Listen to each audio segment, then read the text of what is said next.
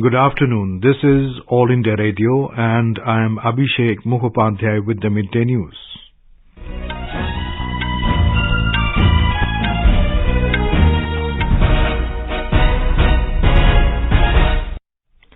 The headlines. Hectic political campaigning continues in Meghalaya and Nagaland. Home Minister Amit Shah addresses rally in Meghalaya. Prime Minister Narendra Modi to address ET Global Business Summit in the national capital today.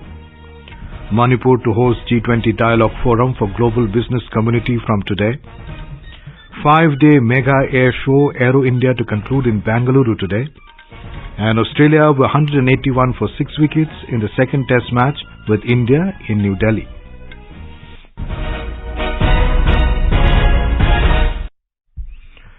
In Meghalaya Assembly elections, hosts of star campaigners and senior leaders of different political parties are addressing public meetings and rallies. Senior BJP leader and Union Home Minister Amit Shah addressed a public meeting in Garo Badha in West Garo Hills. The Home Minister reiterated that BJP is committed to give corruption-free and transparent governance in Meghalaya. पूरे भारत में जहाँ जहाँ Bharatiya Janata party की सरकार है वहाँ 24 घंटा बिजली पहुँच गई, मेघालय में नहीं पहुँची। मैं आपको कहता हूँ गारो हिल वालों, इस बार भारतीय जनता पार्टी को वोट दीजिए।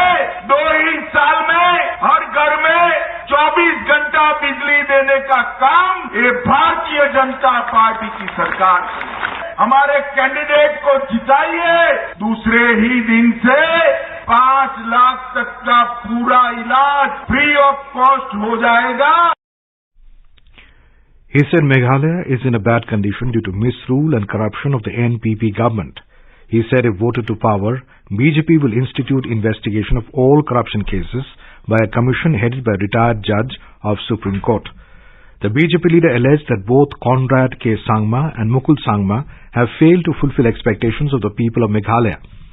The Union Minister said that the Prime Minister Narendra Modi has established peace and tranquility in the Northeast, executing successful dialogue with militant and extremist groups. On the other hand, leaders of Trinamool Congress, National People's Party NPP, Congress, United Democratic Party UDP and VPP are also holding public meetings in poll-bound areas. Trinamool Congress leader and former Chief Minister Mukul Sangma, NPP President and Chief Minister Conrad K. Sangma are trying hard to garner support for the candidates. Senior Congress leader Alka Lamba said that the BJP was earlier part of the ruling MDA coalition and it is equally responsible for the backwardness of Meghalaya.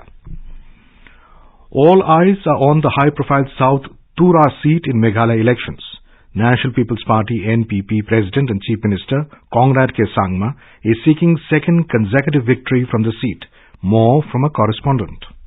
South Tura Assembly seat is witnessing this time multi-corner fight with 5 candidates are in the fray. All major political parties are contesting from this seat. More than 30,000 electorates of this assembly segment of West Garo Hills will decide the fate of candidates. BJP has fielded its state vice president Bernard K. Marak against the NPP head and Chief Minister Conrad K. Sangma. John Leslie Sangma, a former MLA and nominee of UDP, Richard M. Marak from Trinamool Congress and BC Marak of Congress are other prominent candidates from this seat. In 2018 assembly by polls, Conrad K. Sangma had won this seat, defeating his nearest rival Charlotte W. Momin of Congress by a margin of over 8,400 votes. Dharmendra Kumar Rai, AIR News, Tura. Election campaigning has gained momentum in Nagaland, which is going to polls on February 27th. A host of star campaigners from the centre arriving in Nagaland today to campaign for the BJP candidates in various districts. Senior BJP leader and Union Minister Sarvananda Sonowal addressed a rally in Mon town today. A report from a correspondent. With just 10 days left for Nagaland Assembly election, politicians of different parties are aggressively campaigning in the hill state. Star campaigners of BJP, NDPP, MPF parties are seeking public support in favor of their party candidates during the public meetings. BJP leader and Union Minister of Law and Justice, Mr. Kiran Rijiju, will address a public rally at Longwa Public Ground and later attend a meeting at Phomching and Tizit Assembly constituency under Mon district today. Posters and party flags put up by candidates and political parties are visible along the roads and colonies. For AIR News, Associate Antonio from Kohima. Delegates from different foreign countries arrived this afternoon in Imphal for B20 session, which is the official G20 dialogue forum for the global business community. Delegates from 23 nations spread across the globe, which consists of 26 overseas business delegates and 24 diplomats, including ambassadors, will be participating in the session.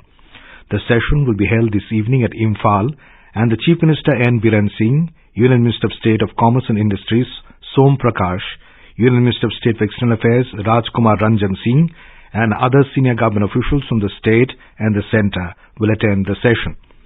Manipur is hosting the 3 days event from today. During the event, visiting delegates will also interact with local industries of different sectors.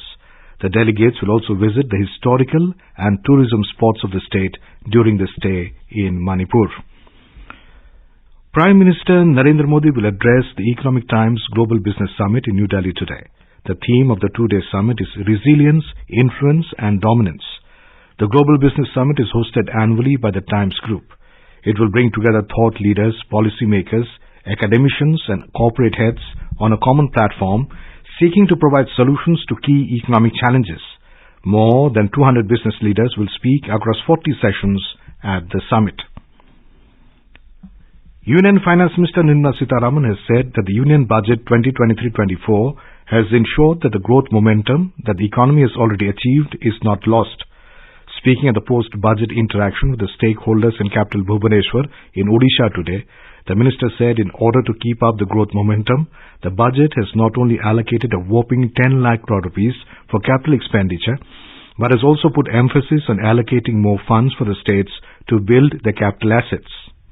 The fiscal deficit is very much within the realm which was earlier predicted through a glide path which was given 2 years ago. We are fully compliant even in that. So you find that this budget is actually truly setting the pace for Amrit Kal in covering all the segments, at the same time making sure India's growth momentum is not lost. Elaborating on another significant aspect of the budget, she said that emphasis have been given on including various segments of underprivileged population like the backward and primitive people in the development journey. Stating that saturation is a key word in the process of inclusion, she said that saturation needs to be achieved in terms of having fundamental benefits of development reach the unreached. This is All India Radio giving you the news. For quick news updates around the clock, follow us on our Twitter handle at AIR News Alerts.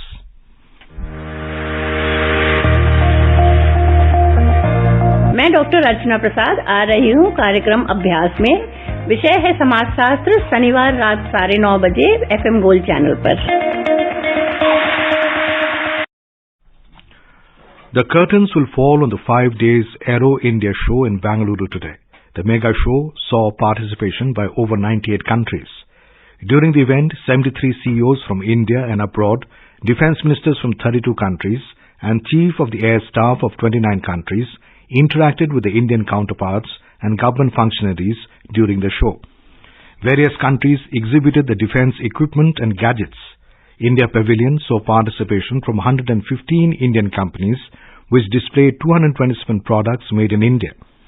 Fully configured LCA Tejas Mark I was the highlight during the event. More from a correspondent.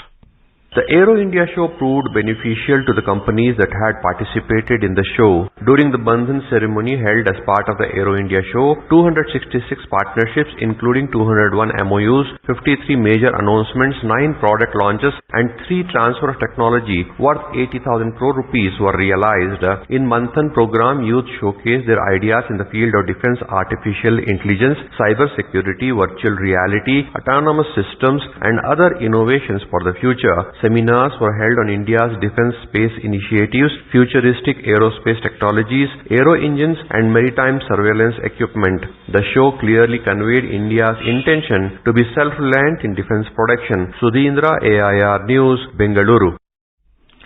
The 4th edition of the joint military exercise Dharma Guardian between India and Japan will begin today at Camp Imazu in Shiga province of Japan. It will continue till the 2nd of next month. The annual training event with Japan is crucial and significant in terms of security challenges faced by both nations in the backdrop of the current global situation. The scope of this exercise covers platoon-level joint training and operations in jungle and semi-urban or urban terrain. Troops of the Garhwal Rifles Regiment of the Indian Army and an infantry regiment from the Middle Army of the Japan Ground Self-Defense Force are participating in the exercise this year to share experiences gained during various operations in order to enhance interoperability in planning and execution. In Gujarat, Chief Minister Bhupendra Patel today launched the 6th phase of the statewide Sujalam Sufalam Jal Abhiyan from Khoraj village in Gandhinagar today. The campaign aims to raise the groundwater level and maximize the storage of rainwater. Water Resources Minister Kuarraji Bawalia and State Minister Mukesh Patel were present on the occasion. We have a report from a correspondent. Sujalam Sufalam Jal Abhiyan will be held for 104 days till 31st May across the state. The campaign was kicked off today with Chief Minister Bhupendra Patel beginning the deepening work of a lake in Khoraj village in Gandhinagar. During the campaign, nearly 6 departments of the state government will carry out various works pertaining to water harvesting such as deepening of lakes, repairing of check dams, constructing new check dams, farm ponds and cleaning of canals along with public participation. Due to irregular and uneven rainfall in Gujarat, this water storage and water harvesting campaign was started under the inspiration of Prime Minister Narendra Modi in the year 2018. Aparna Khun, AR News, Ahmedabad. BJP today hit out at US investor George Soros for his comments on Prime Minister Narendra Modi and said such powers are trying to bring down the government to ensure the handpicked is in power in India. Briefing Midday New Delhi, senior party leader and Union Minister Smriti Irani said Soros has declared his ill intention to intervene in democratic process of India. She said the man who allegedly broke the Bank of England and is designated by the nation an economic war criminal has now expressed his desire to break Indian democracy. She said Soros wants a government that is pliable to his needs for making his nefarious plans successful. She highlighted that it is evident from his statements that he has pronounced funding over $1 billion particularly to target leaders like Prime Minister Modi. The BJP leader called upon every Indian and organization, social or political, to denounce the intention of this individual. जब भारत को America के राष्ट्रपति, France के राष्ट्रपति, England के प्रधानमंत्री आभार व्यक्त करते हैं कि उनके देशों में हिंदुस्तान और हिंदुस्तानियों की वजह से आज आर्थिक संबंध और मजबूत हो रहे हैं, जब भारत विश्व की 5वीं सबसे बड़ी अर्थव्यवस्था बनकर उभर रही है, ऐसे में हिंदुस्तान के लोकतांत्रिक ढांचे में हस्तक्षेप करने का ऐलान करने वाले जॉर्ज सोरोस को एक स्वर में हम जवाब दें कि लोकतांत्रिक परिस्थितियों में लोकतांत्रिक ढांचे से चुनी गई हिंदुस्तान की सरकार और हिंदुस्तान के प्रधान सेवक नरेंद्र मोदी ऐसे गलत इरादों के सामने सर नहीं झुकाएंगे. Rajendra Vishwanath Arlekar was sworn in as the 41st Governor of Bihar today. He was administered the oath by Patna High Court Acting Chief Justice Chakradhari Sharan Singh at a function at Raj Bhavan. Chief Minister Nitish Kumar, Deputy Chief Minister Tejasvi Prasad Yadav and several dignitaries were present on this occasion. Arlekar succeeded Phagu Chauhan, who is now the Governor of Meghalaya. In some sports news, the Border Gavaskar Trophy second test match between India and Australia is underway at the Arun Jaitley Stadium in Delhi. Australia today won the toss and opted to bat. They were 190 for 6 when reports last came in.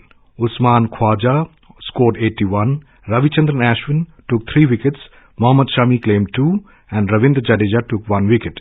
India easily won the first test and aiming for a 2-0 lead while Australia is trying to level the series. And now, before we end the bulletin, the headlines once again. Hectic political campaigning continues in Meghalaya and Nagaland. Home Minister Amit Shah addresses rally in Meghalaya.